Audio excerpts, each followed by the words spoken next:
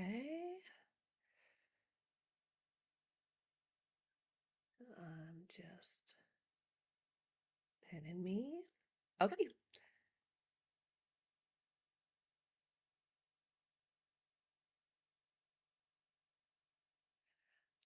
Okay. Well, hello everyone. I'm so excited to see you guys on live. For those who are on live, go ahead and let me know where you're coming from, where you live. I always love how webinars like this we can connect from all over the country and even internationally. So I am so excited today to be hosting a free webinar on how to become a CSG dietitian. Now, I'm going to share a couple things before we get started. First off, about me, in case you don't know who I am, my name is Katie Dodd. I've been a dietitian since 2008. I worked for the Department of Veteran Affairs for 13 years doing home-based primary care. That's how I got into geriatrics. And I have been a full-time entrepreneur for over 4 years now. I wear lots of hats. I run the blog, The Geriatric Dietitian, my food blog, High Calorie Recipes, and a podcast called Dietitian Side Hustle. I am a podcaster, blogger, author, speaker, and coach. Okay, Catherine's from upstate New York. Alyssa's from Vermont. Thanks so much for joining me, guys. So, I want to tell you guys a little bit more about me though. So, again, I am a full-time entrepreneur and I do all kinds of things. This is kind of my street cred page just to show the different places I've been featured in media, different places that I've spoke, different programs I've created. Pretty much, I'm an entrepreneur through and through. I love being a dietitian. I love sharing the message of geriatrics, of healthy aging, and helping other dietitians pursue their passions, whatever they may be. Now, because we are here to talk about the CSG, I want to tell you guys a little bit about my CSG journey. I mentioned that I became a dietitian in 2008, got into my first job in home care, and realized that I was a jack of all trades and an expert of none. I started off working in a position that was primarily geriatrics, and I realized how little I knew about older adult nutrition. So I started a journey to learn everything I could about geriatrics, buying nutrition care for the older adults, the Geriatric Nutrition Bible. I think many of us own that book. I joined the Healthy Aging Dietetic Practice Group. I did everything I could just to continue to learn more about geriatrics. Along this journey, I discovered the CSG credential and was like, yes, I would like to get that credential to further pursue my studies in providing care for older adults. So I'm sharing a couple screenshots here from my Facebook page because I was going back and doing some digging. And I first got the CSG April 2013. And you might notice on that, I passed my CSG exam I took in February in Portland. Now, one cool thing about nowadays, you can get your test results right away. Back in the day, you could see it took about a couple months of anxiously waiting. Did I pass? Did I pass? Did I pass? But I have been a CSG dietitian since 2013. At this time, I also was on the executive committee for the Healthy Aging Dietetic Practice Group, and we were starting to pursue how can we help our members get the CSG. Through my discussions with CDR, the Commission on Dietetic Registration, I found myself a few months later in Chicago as a subject matter expert helping to write the CSG exam. So I took the exam, then all of a sudden, I found myself on the other side helping to write this exam. Now, this was such an amazing opportunity. I continued to be a guest SME, subject matter expert, for several years, became a contracted board member for this exam writing committee. And these are just a couple pictures of me in Chicago. And I'll tell you guys more about this opportunity because it is available for people who have the CSG credential. And then further on my career, I ended up starting my blog, The Geriatric Dietitian, and I put an article up there to help other dietitians who also wanted to become a CSG. So let's talk about how this webinar came to be because it's been real fast.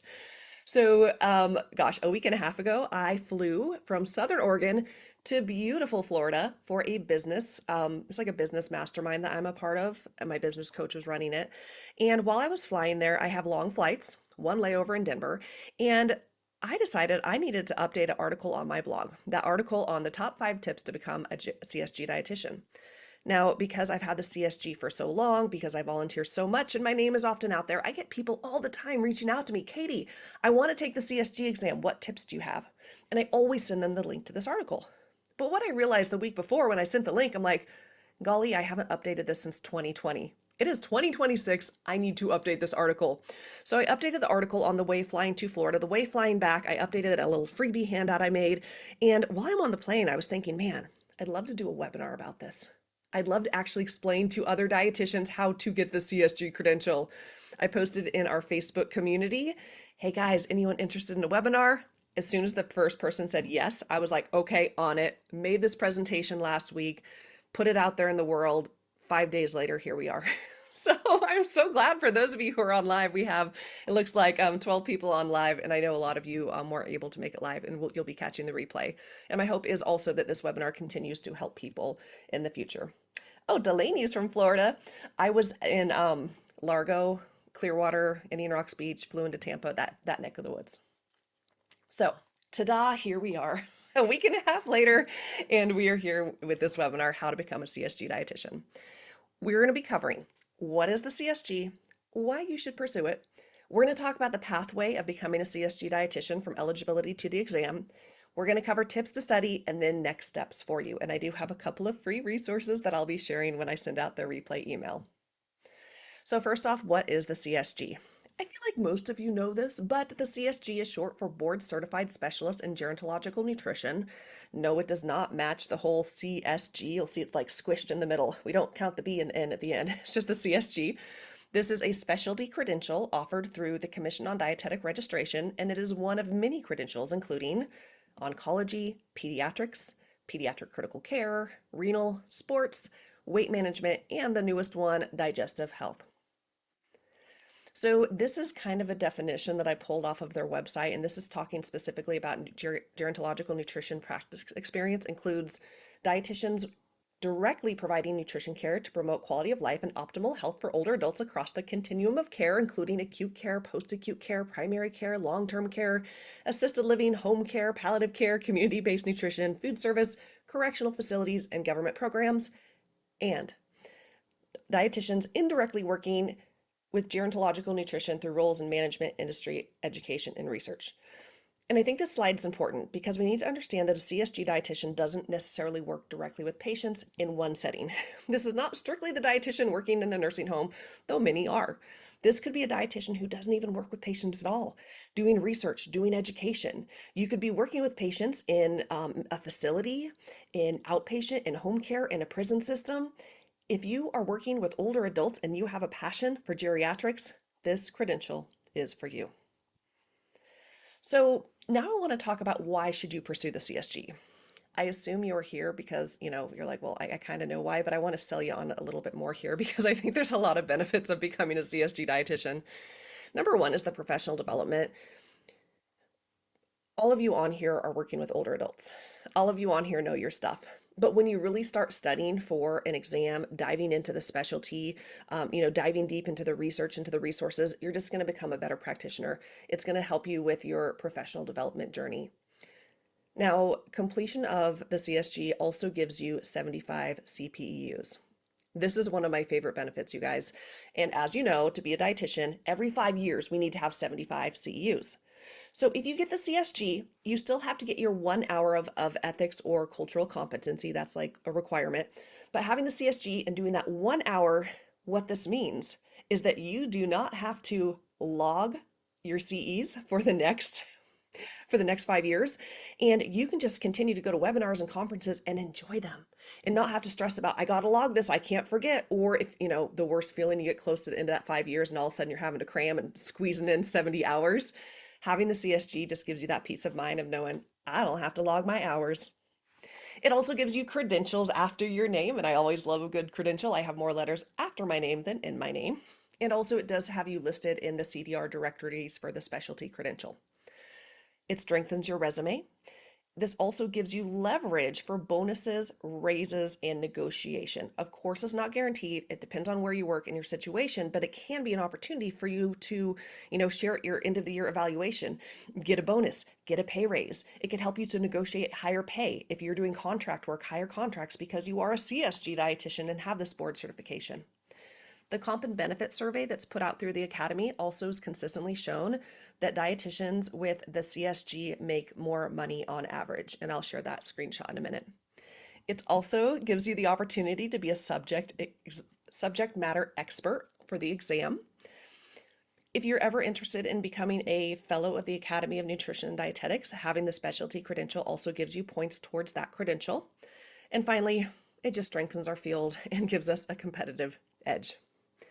Now, a little fun fact in case you guys didn't know, this specialty credential, they have it for almost all of the other allied healthcare professionals because geriatrics truly is a specialty area. If you look at all the other specialties, or all the other healthcare professionals out there, they also have specialty certifications: physicians, psychiatrists, pharmacists, nurse prac, nursing, social work, physical therapy, because geriatrics truly is a specialty area. Now, I mentioned the Comp and Benefit Survey. The most recent one came out in 2024, and this is where they survey a bunch of dietitians. They look at a bunch of information and data, and they say, here's like, the average pay for the dietitian based on all this criteria. And this is the most recent one. It comes out every few years, but the results have been consistently the same over the years. What we're looking at right here is all dietitians. We're looking at hourly wage, 50th percentile here, the lowest 10th percentile, and the 90th percentile over here. And then here is dietitians who have the CSG.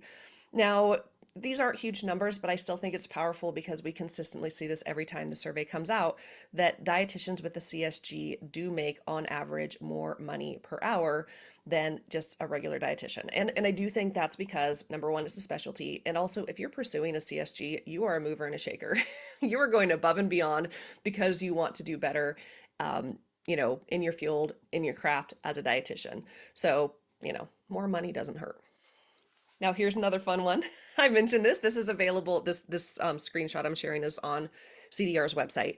And this is the subject matter expert opportunity. And so I was just on this website this past week. This website is still live. So they are still looking for dietitians who have the CSG to be part of a team to develop and review the exam. So this includes in-person meetings that last from 1.5 to 3.5 days. They are in Chicago for the most part, where the academy is based, and CDR. It includes travel, hotel, and per diem that are reimbursed by the commission. So what this is it is a really fun opportunity to get in the room with other CSG geriatric dietitian professionals and to really just have fun diving into this, area of the field that we love so much. I mentioned how I first started going to these meetings in 2013 and spent 10 years about on this board, first as a guest member, then as a contracted board member. These are just some pictures to show the fun. So I actually brought my mom with me one time because I'm like, well, golly, my flight's free. I got a hotel room. You can, sleep there. And we ended up going like to explore Chicago. We went to the art museum. This picture down here is us doing a horse carriage ride. This one, we're going on an architectural river boat tour to learn about kind of the history of the buildings in Chicago. Here we're eating at this amazing restaurant with a beautiful view, the river, the lake, and I was just going back in Facebook and looking at all the memories of these lifelong friendships I made with other dietitians, being able to contribute to the field and to help produce a quality exam. But then also, it's fun and you learn so much. Studying to take the exam is one level, but being on the other side and thinking of like, okay, how can I actually write an exam, make good questions? That's a whole different level of thinking. So I really believe being on this team helped me to up my geriatric knowledge even more. And again, fun, free vacation with, other amazing dietitians. So in summary, my favorite benefits: better care for your clients, number one. Number two, those 75 CEUs, so you don't have to worry about logging them. Leverage for negotiations for making more money, and also supporting the profession of geriatrics. So I hope I have sold you. Now we're going to talk about the process of getting the CSG credential from eligibility to exam. We're going to walk through 7 steps, and then I'm going to go back to the slide every time because I want to make sure that I make this super clear for you guys. Step number 1 is learn about the CSG. I put a checkbox because at this point you guys understand what the CSG is. Next, you need to self-verify eligibility. What is the eligibility? Okay, do I think I qualify or not? Then you have to apply online. Then CDR will send you your eligibility email. You'll schedule the exam, pay your dues, study, and take the exam. So let's walk through all these. First and foremost, eligibility requirements. In order to sit for the CSG exam, you have to be a registered dietitian or registered dietitian nutritionist for a minimum of 2 years by the date of the exam. You also must have 2,000 hours of practice experience in geriatrics within the past 5 years. So if you're someone who maybe you spent 10 years in geriatrics, then you went and did something else completely unrelated, it's been 5 years, you're coming back, We don't count those old hours. We're counting within the last 5 years. And when I shared that screenshot a few slides ago that shared the direct and indirect practice experience, just know that those 2,000 hours, that's not necessarily like sit down one-on-one patient care. That is hours in the field. So even if you're working in management or you're working in research, if you work 40 hours a week, you could do the math on how many hours that you have for your practice experience. So just know that your practice experience can be direct or indirect. Certain education and professional experience can substitute for up to 800 hours, so 40% of your hours. And when you apply, you'll see what all of that looks like. I know at the time I was able to qualify like my master's degree and some other things like volunteer work counted as some of my hours, although I think I had the 2,000 hours down, period, just by working in the field directly. And the other thing about the CSG, which is nice, is I didn't have to submit like a line item every single day. Here's exactly what I did, how I provided direct patient care. I just had to submit, here's my hours, here's what I did. And then actually my supervisor just confirmed, yes, Katie works. And it was pretty darn easy peasy. I think a lot of people overthink what it looks like to show proof of those 2,000 hours. So step number one, self-verify check. Are you a dietitian? Have you been a dietitian for at least 2 years by the time you test? And do you have 2,000 hours of practice experience in the field of geriatrics within the past 5 years? If so, we move on to apply. And applying is super simple.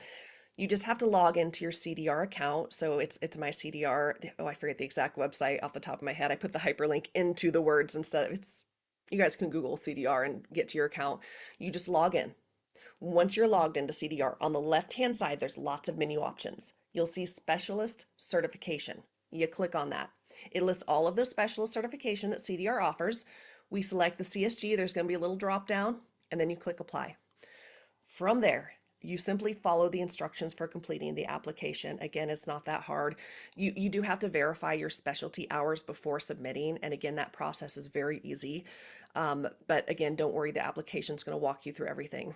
One thing I do want to note, it doesn't cost you anything to apply. So if you're like, I think I verify, I think I qualify, apply. It's not going to cost you a penny to apply. So next step, check. Apply for the CSG. Then we got to wait patiently. Once your application is submitted, CDR does their thing on the back end, and you'll get an email within 2 weeks that tells you if you are eligible to sit for the exam or not. If you are eligible, it's verified, you now have 1 year to schedule that CSG exam. So if you're worried about applying, of like, oh, I don't want to apply now because I'm not ready to take the test, it's okay. You can apply now, free to apply. Once you get the verification, you have an entire year to schedule and take that exam. So, check. Next. A separate email will come out where CDR will send you all the details about how to schedule your in-person exam. So you'll have the link and all the things for getting that scheduled. Now, testing sites vary based on where you live. In 2013, there was a different test vendor. The closest site to me, I am in Southern Oregon. I had to drive 4.5 hours to Portland to the closest testing site. At present, there are testing sites in my city, so times have changed. Now, once you schedule your actual appointment, that is when you pay. That's when you actually pay the amount. And how much does it cost is another frequent question I get. Right now, at the time of this recording, it costs $350 to sit for the exam if you live in the US, $450 if you live in Canada or are taking the test at an international site. So here's the bonus about that. The bonus is that there's no annual fees associated with the CSG. It's not like for, the RD or if you have licensure in your state where you're paying every year, that this is a one-time payment. It's good for 5 years. So you would just have to pay the exam fee every 5 years as long as you continue to maintain the credential. And also remember those 75 CEUs. If we do the math on how much money we're paying for CEUs, it's actually a pretty reasonable price. So schedule and pay. Next step, study. And I've got a whole section where we're going to walk through how to study, my top 5 tips to become a CSG dietitian, but you will study, you will be prepared for this exam, and then you take the exam. So we're going to talk about the location and the exam itself. Your exam will be in person. Again, sites vary based on where you live, and it will be with a test proctor. Now, there are lots of specific rules in the candidate handbook about the in-person exam, what's allowed, what's not allowed. This is not an open note test, right? You can't have your phone on you. You can't bring in a piece of paper. There's lots of rules. I'm just going to refer to the candidate handbook because as I was trying to put it into my slides, I'm like, this is too much. Just know that the goal is to protect the exam and to prevent cheating. And I know none of you listening are having to worry about that piece. So the exam itself is 150 multiple choice questions. A, B, C, or D. Four choices. No written. It's pretty manageable. Of these 150 multiple choice questions, 125 are scored, 25 are pretest and not scored. What does that mean? So, what that means is that you're going to have 150 questions. You're not going to know what is an actual exam question and what is a pretest question, but the pretest questions are simply in there because they are questions that have been written by the CSG exam development team and they're testing, is this a good question, yes or no? So you won't know, is this being scored against me or not, but it really is helping to create a good exam question for like, the next cohort. So after they get a bunch of data back, they're like, yeah, that's a good question. It suddenly becomes a question in the test bank and could be scored. Now, the reason I'm sharing this is because if you get a question and you're like, that was a horrible question. First off, as someone who has written test questions before, I am so sorry. It's really hard to write test questions. We do our best. But if you read a question, you're like, whoa, that was really wonky. Maybe it was. That's why it's a pretest question. But again, you won't know it in the scheme of things. So just rest assured, if you've got a question, like, oh my gosh, I think I got it wrong. Well, maybe it wasn't even a scored one. So 150 multiple choice, and you have 3 hours to complete the exam. 3 hours for 150 questions. You could do the math. 50 questions an hour. Now, when you first get there, you also have 20 minutes to complete an introductory tutorial. So this is kind of reassuring to know once you sit down at the computer, you've never taken this test before, you don't know how to use the system. 20 minutes time, walk through the tutorial, get comfortable with back and forth. What do I do? How does this work? Once you're done with the tutorial, then your 3 hours start and the test starts. So, oh, I see a question. I'm going to come to questions at the end, okay? Thanks for asking, Catherine, but I'll save those to the end because maybe I'll answer it as I'm babbling. So when you take the exam, you will get the results immediately. Do you remember I shared earlier, it took me like 2 months to get the results of patiently waiting, going to check that mailbox every day to get the results, but now you'll find out right away if you passed and if you failed. Now, if you fail, you do have to reauthorize for the test again and wait at least 60 days to test. That does mean you have to pay the exam fees again. There is an option for a one-time waiver if you need the CSG for your job. If you got a job and it was based on like you have to have the CSG, there's a one-time waiver allowed for you to retake in under that 60-day period. But we aren't going to stress about failure, okay? We're going to talk about tips to pass so that way you're in the group of people who pass. Okay, so this is the process from eligibility to exam. Learn about it, check. Verify, okay, I think I qualify. Apply online completely for free. Wait a couple weeks, get that eligibility email, schedule your exam, pay the dues, study, and then go take that exam in person. So let's talk about tips to study. Now, again, I have a blog article out there. I have a handout that I've created.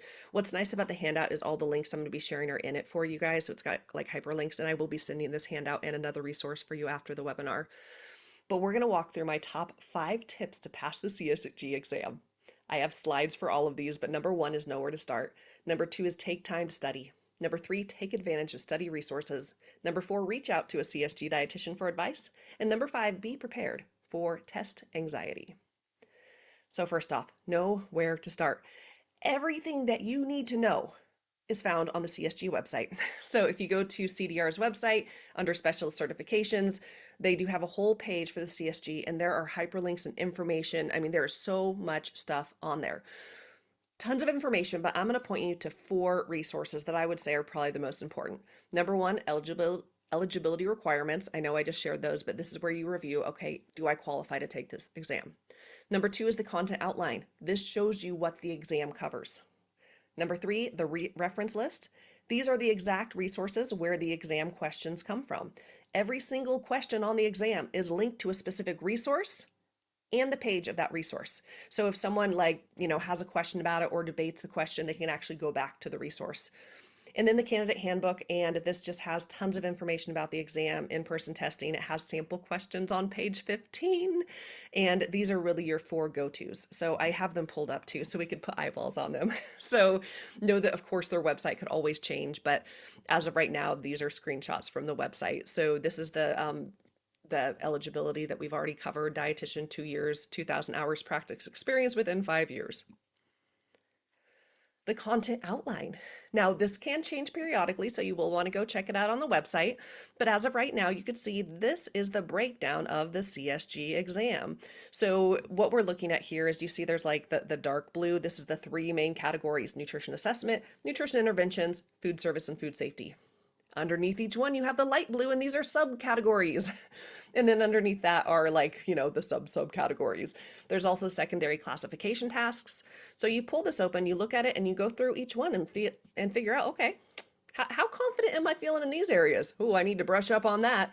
But if you're wondering what's on the exam, the content outline shows you, what the main content areas are for the CSG exam.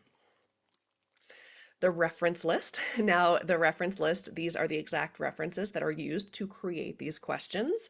And there's actually not a ton on there. Some are free, like the position papers. Some you might already own, like nutrition care for the older adult. I have it pulled up here. I was a contributor. I wrote the chapter on palliative care and end of life. I feel like that was like one of my career highlights, being able to write a chapter for the Geriatric Nutrition Bible. But I feel like many of us have this book, but this is one of the references that are included on for the CSG exam.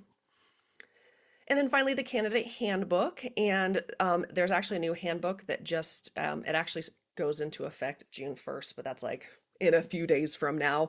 The handbook can be updated annually, so always go to the website and double check to make sure you have the most current one. And again, page 15 has 10 sample questions. So if you want to, like, get a taste of what it would look like to take the exam, 10 questions in the handbook on page 15. Okay, so tip number 2 is take time to study. And I know this sounds silly, but so many dietitians have gone into the exam without studying. Just because you work with older adults does not mean that you will pass the CSG exam. The exam is comprehensive. It is very broad. Think of the RD exam. It covered a lot of things. It covers a variety of areas, from clinical to community to food service. So we want to make sure that we are studying and feeling confident in all the areas of the content outline, especially the areas you feel least confident in. So, a very common question I get is, what should I study? And honestly, this depends entirely on you. The steps I always recommend, though, are: number 1, review that content outline. Go through each line item and determine, okay, I feel really good about this one. Ooh, I haven't done this one in a while. I'm feeling kind of weak in it. Then go to the reference list. What materials do I need to grab? Do you already have the geriatric nutrition, book? Do you need to go buy some things? What do you need to, snag based on your strengths and weaknesses from the content outline? And then number 3 is to make a plan to study. Now, I would recommend anywhere from 6 to 10 weeks. It completely depends on you and how your brain works. But I'm just going to share my example for you. Back in 2013, I mentioned I worked at the VA doing home-based primary care. Now, I did get my master's degree in community nutrition, and when I took the exam, I wasn't that far out from my education, so I was feeling real confident in community nutrition. I was feeling really confident in the direct care that I was providing to my patients. But in home-based primary care, I didn't do tube feedings. I didn't do any TPN. I did not work in nursing homes. I had no idea what an F tag was. I was not, deep in doing food service. I don't remember my, all of those different numbers for food safety and, food service and the right type of, like, how to wash dishes, all those things. Not fresh in my mind. So for me, I went through the content outline and I decided, okay, here is where I need to study. Here's what I need to freshen up on. I actually pulled it out. I don't know if you can see this. I know it's small, but this is the nutrition care for the older adult. When I studied, this was the 2nd edition. We're now on the 4th. And it's kind of fun because you could actually see, I don't know. Oh, you can't see. You can kind of see all the highlighting. So so real proof of when I studied for the CSG exam way back when.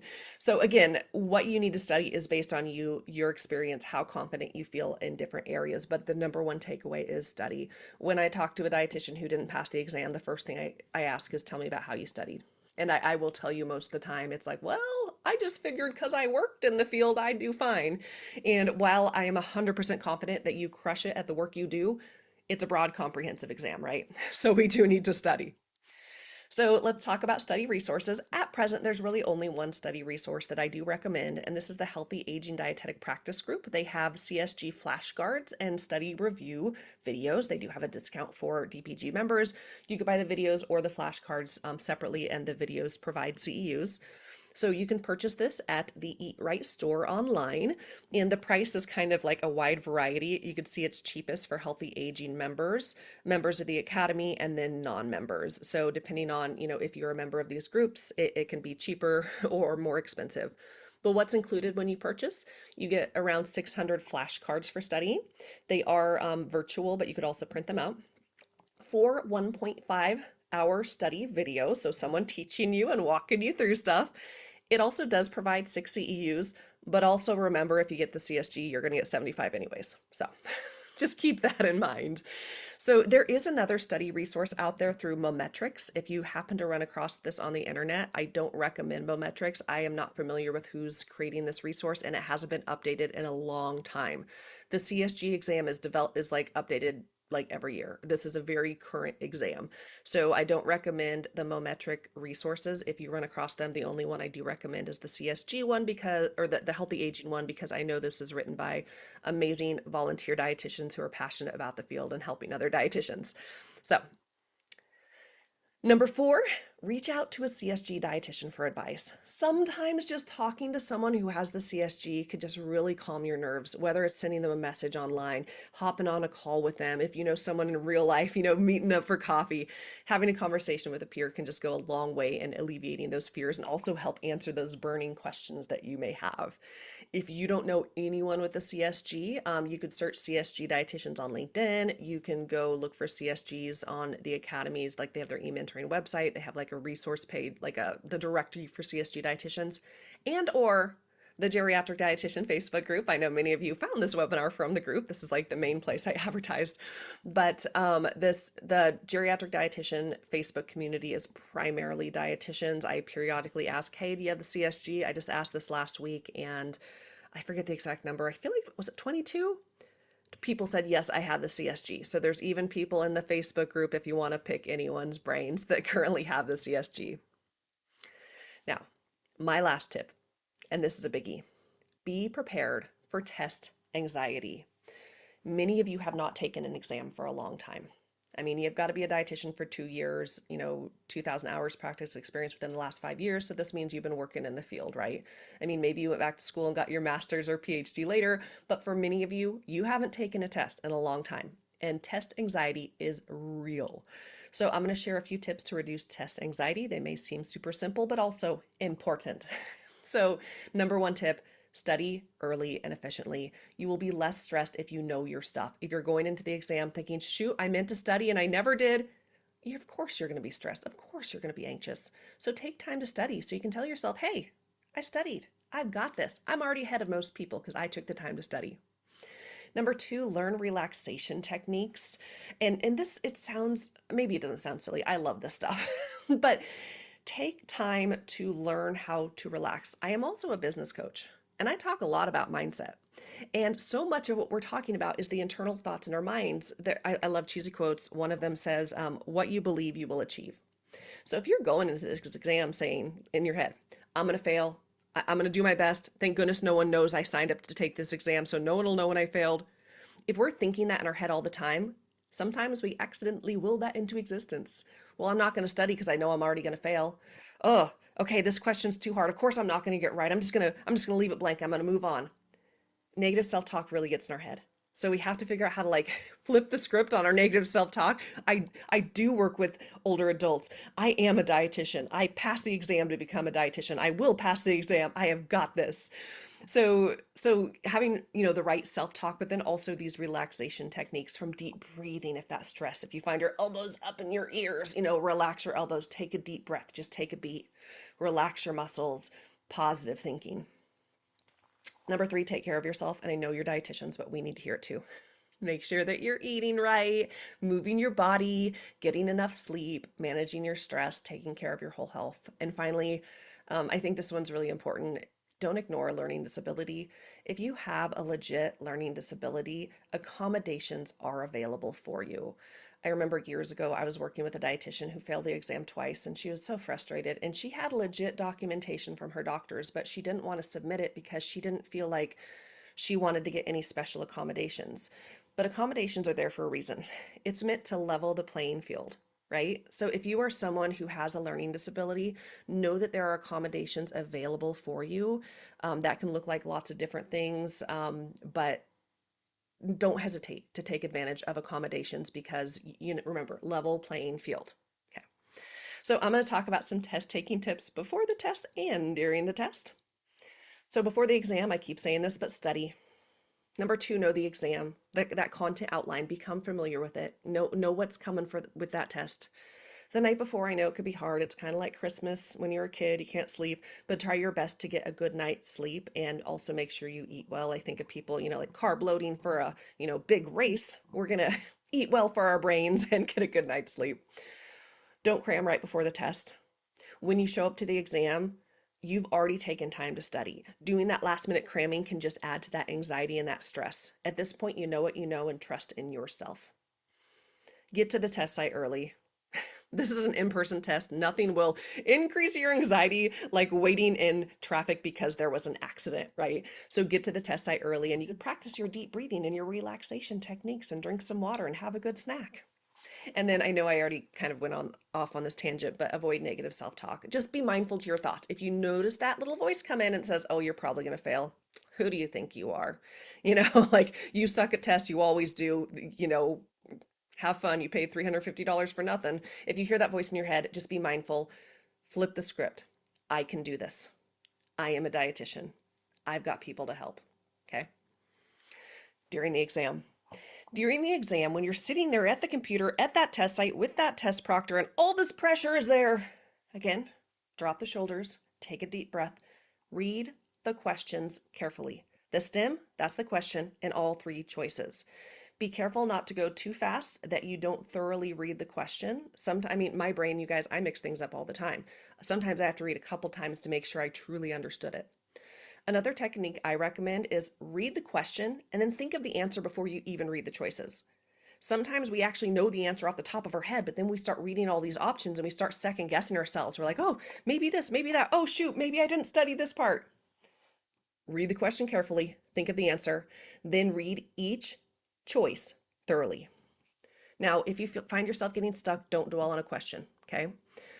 Just continue moving forward. You don't want to get in the doom spiral. Also, rule out the answers you know are wrong.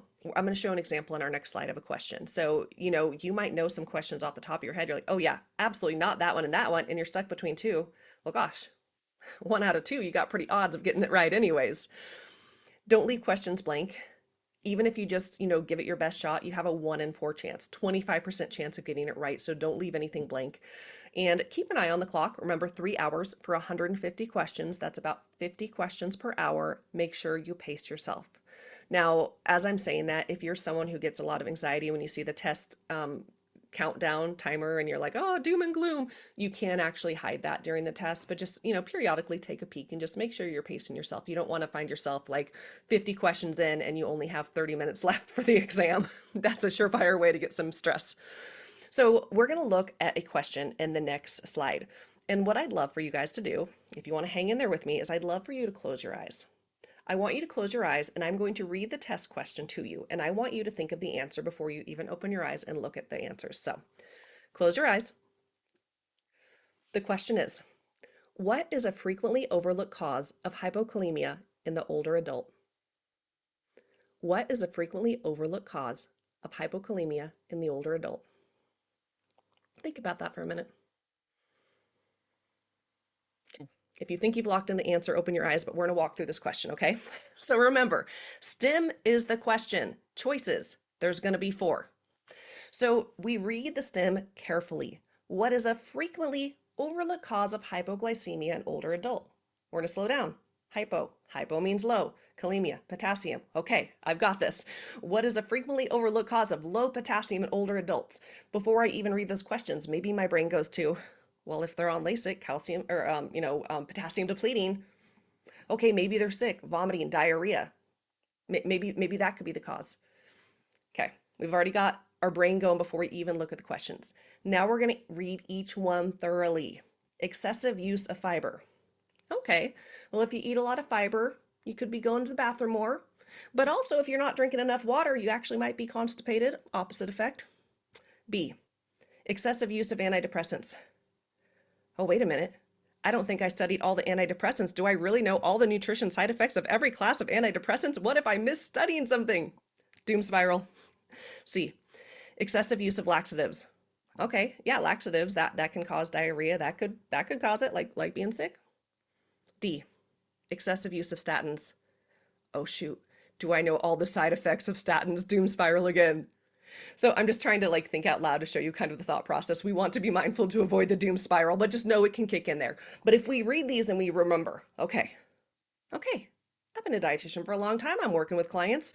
Really, the main medication we hear about that's potassium depleting is Lasix. Okay, so I'm just going to rule out antidepressants and statins. Boom. Two are already out of the way. Let me think. Excessive use of fiber, excessive use of laxatives. Remember, if you eat too much fiber without fluid, you could be getting more constipated. It almost makes sense, the laxatives, because, older adults who might be more prone to being constipated, turning to laxatives to help have a bowel movement, and that actually is the right answer, is C. So I hope that helped just looking at a question and just thinking through it, okay? Now, remember, when you come to this question, you automatically have a 25% chance of getting this one right. And as you rule out the obvious ones that are like, oh yeah, it's not that, your odds of getting the answer correct increase. So take your time. You have got this. And one thing that I want you to tell yourself on repeat, it's not that hard. You just have to be prepared. Okay, so let's talk about next steps for you. We've covered lots of things today, but the first thing I want you to do is decide, do you want to pursue the CSG? With everything we've covered today, are you feeling like, yeah, I think I want to do this? Okay. If you do, then I want you to make a plan. I'm going to share my planning worksheet on the next slide. Number 3, if I haven't made it clear enough, study. And then number 4, you become a CSG dietitian because you will be the statistic of person that passes. And one thing to note too, on the CSG exam website, they do have pass fail rates. I think the last one, they put them out like every 6 months, and the last one was like a 79% pass rate. Depending on how your brain works, it might be helpful to see that. It might be like, it might not be helpful, but just know that is available. So these are the 2 handouts that I'm going to send you guys as soon as we're done. As soon as this downloads and I upload it, and I'll get an email sent out to you. So my top 5 tips with all those hyperlinks right at your fingertips. This is the planning worksheet. It's just a 1-pager. I'm a big fan of getting stuff out of our heads, getting it on paper, making a plan. It's just a chance to self-reflect. Well, gosh, why do I want to become a CSG dietitian? Let's set some dates. What date am I going to apply by? When am I going to start studying? When am I going to take that exam? Now you could have some wiggle room on, what those dates are, but write it down. Go review those resources. Take a look at the candidate handbook. Do the questions. Do the 10 questions and score yourself, right? Okay, how'd I do just on a whim? Look at the content areas outline and then write down what are the areas on that content outline I really need to focus on because I haven't, been doing that in the field for a while. Look at the reference list. Are there any references that you need to secure or maybe purchase? What other resources might you need to use? And then this is just a very loose 10-week study plan. Just write something down, right? And additional notes. So these are coming your way. Okay, you guys, what time is it? Hope this was helpful. If this was helpful, go ahead and let me know in the comments. So we reviewed a lot. We talked about what the CSG is, why you should pursue it, the pathway from eligibility to exam, tips to study, and where you need to go from here. Now, to stay connected, the best way to reach me is probably by email. My email is thegeriatricdietitian@gmail.com. I do have 1,001 emails, so you might have other ones. That's okay too, but specifically for this brand, this is the one that I'm probably most active on. On social media, I'm all over the place, but I am most active on Instagram at the Katie Dodd. And I do have 3 main brands that I just want to share with you really quickly of the different things I do and resources that might be available to help you now and in the future. So the Geriatric Dietitian is lots of things. It started in 2019 as a website, tons of articles and resources out there for you, for clients. I just started a podcast this month. Yep, I started a podcast this month. And so the podcast is on all the major podcast directories. We have the Facebook group for dietitians. I am on Instagram. I'm not super active. It's usually, well, as of right now, it's just like repurposed content for my podcast episodes. I'm on Pinterest and YouTube, which I'm really starting to grow because these are the podcast is going on YouTube, but I've just found that more and more older adults are using YouTube, and this is just information, education I want to get out to the public. And actually, my stats are really cool. Most of the people watching my videos are in the geriatric range, which is perfect. So I'm working on growing my YouTube right now. I mentioned I also have a food blog called High Calorie Recipes. I created this because we know a lot of our clients need high calories, and I got so tired of giving them the photocopied black and white handout. Like they've got no appetite, they don't feel like eating, and here we are giving them a black and white boring handout. And then for us, we go find beautiful food blogs with glorious pictures for recipes, right? So I ended up creating this website, I think 2020, 2020. That's when I published it at the end of 2020. And it's not super active, but there is a wealth of recipes and information on the website. I do have a cookbook. It's high calorie shakes. It's an ebook and also available on Amazon if anyone wants a print copy. I have a little course that is helpful for people who need help gaining weight and tons of resources on that website. And then I mentioned I'm an entrepreneur. I wear many hats. I also run Dietitian Side Hustle. This is a website. It is a podcast that has been running since 2019. I just recorded my 300th episode. I have a Facebook group which has over 8,000 dietitians. So if in addition to geriatrics, you're like, I want to start a side hustle, it's a great place to go. Instagram, I actually last year published a book on how to start a side hustle. It is a 400 pages in it. Like if you count all the pages, it is a meaty book. I spent all last year writing it. And then also I do have a YouTube channel, which I'm not super active on. So these are all of the ways you can find me online. Hopefully some of them are helpful. So I hope that you enjoyed this webinar, how to become a CSG dietitian. I would love to know what questions you guys have, and I haven't been looking at the chat, so I'm going to hop over there real quick. I did see a question by Catherine, so let me see. Oh, good, good. Oh, yay. Okay, I'm glad it was helpful. Thank you guys. So I'm going to read Catherine's questions. If you guys have questions, just feel free, put them in the chat. There's literally no bad question. Even if you're like, I think you covered it, just feel free to ask. This is the part of my tips. Ask a CSG dietitian. You can ask me. So Catherine, feel free to skip this question if it's too personal / not of interest to your intended audience. Ooh, I like personal questions. Okay, I now work in an IT department in clinical informatics, not nutrition informatics specifically, plus consult on assisted living on the side. I definitely have 2,000 plus hours, but am unsure since moving to IT 10-ish years ago whether I have enough given it in the last 5 years requirement. My work includes EHR and nutrition software support. Any ideas if that will count? What I would recommend, Catherine, like sit down with pen and paper and do the math. Do the math because you said that you consult with assisted living. Okay, well, how many hours are you doing that a week? And don't just include direct patient time. It is all of it, right? It is, talking to the other team members. It is documentation. It's the total amount of time that you're spent working in that gig. And then within your current job, if you're doing anything related to geriatric nutrition specifically. So 2,000 sounds like a lot, but then when we sit down and we start crunching the hours, we're like, oh, wow, maybe I have more than I thought. So sit down. You might need to like pull out your calendar and look back like, okay, when did I start? When did I do this? How many clients did I have? You might have to crunch the numbers, but just sit down and do the math to figure out how many hours you had. I would say, especially if you're doing consulting, you might be surprised you probably have your 2,000 hours. But again, sit down and crunch them. Okay. Okay, let me stop sharing. Oh, what did I do? I think I changed my setting. I can't see you guys. That's okay. So does anyone else have any other questions? Okay. I know there's some of you on live.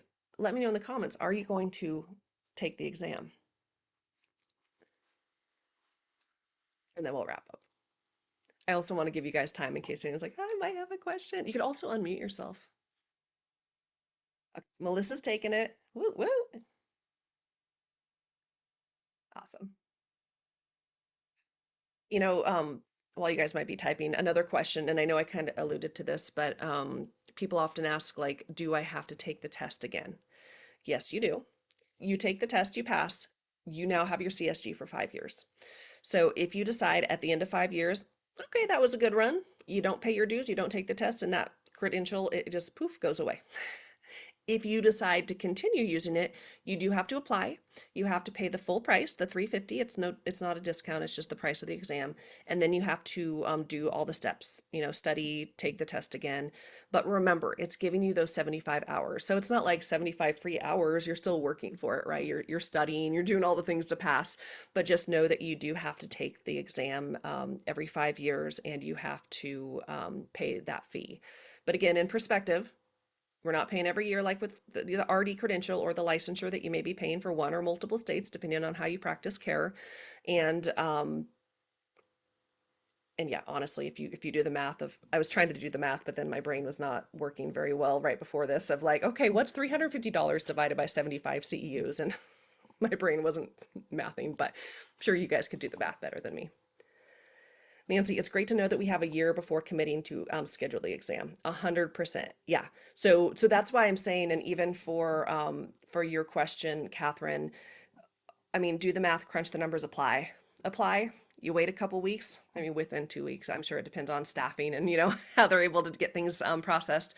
But you'll get your eligibility email, and it doesn't commit you to take the exam. I mean, of course, we don't want to waste the time of CDR, but I mean, right? I'm not saying do that, but if you're like on the fence, like I don't know, apply. It doesn't cost you anything. You get that eligibility email. You have a whole year.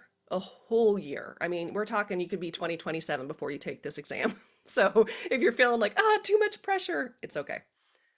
Okay, so Lisa, very interested. Thank you for the information and encouragement. Yeah, you're welcome, guys. Well, thank you so much for joining me. Again, when I decided to do this webinar, I wasn't sure anyone was going to show up or be interested. I know we had like, it was 41 people last night. I sent out an email to you guys. I'm like, 40 people signed up. And then one more person signed up before I hit send. So I didn't check this morning, but I'm really excited to see all the interest. This will be available on demand. So if you guys have any peers in the future, I'll make sure this webinar is available. So what to expect next as soon as we're done, however long it takes me to download this and upload it, I will send you guys an email with those two resources that I mentioned. If you have questions, feel free to let me know. And thanks so much for joining me today. And thank you so much for the work that you are doing with older adults. Bye, guys.